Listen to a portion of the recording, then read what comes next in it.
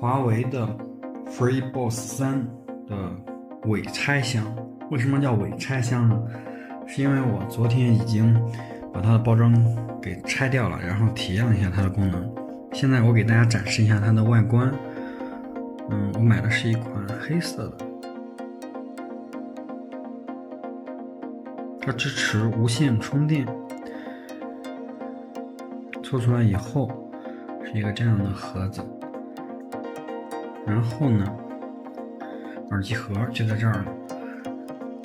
我们打开，在刚才的时候呀，我发现上面沾染了很多的指纹，可见这款产品也是一个指纹收集器，可能后续使用的话需要带壳。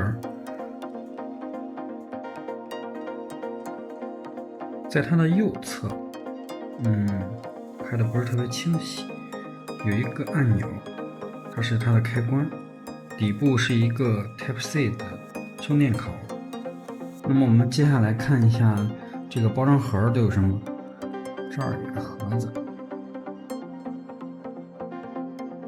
这里面呢是一根白色的 USB 转 Type-C 的充电线。没有充电插头，然后拿出来，这个呢是一个说明书，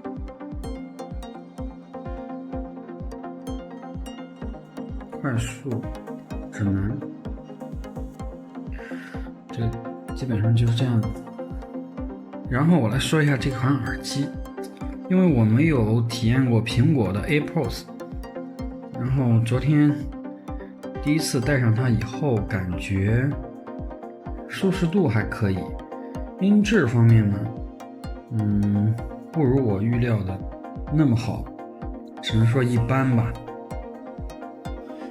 下面呢，我们来说一下它的一些主要的亮点。它呢是具备一个主动的一个降噪的功能，这一点对于我来说的话，意义也不是特别大。因为我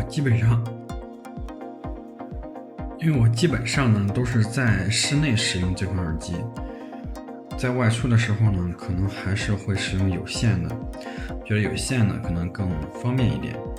因为怎么说呢，它还是太小了，可能会比较容易丢一些。然后如果真的丢了一只的话，另外一只就比较尴尬。然后这款充电盒呢是可以通过无线充电板对它进行充电。这个耳机在放回耳机仓里面的时候呢，它是有一个吸力的感觉，这样子。但是呢，这个充电盒、收纳盒呢，它的质量呢，我觉得有一点点的水，有一些晃动。因为我昨天刚打开的，今天就有点晃动。还没有怎么使用，所以说这个品控方面可能还是需要继续的提高。那么今天就给大家简单的介绍到这里。刚才的时候忘了给大家介绍它一个非常重要的功能，就是非常适合 Vlog 的这个用户使用，就是它的这款耳机呢是带有收音功能的。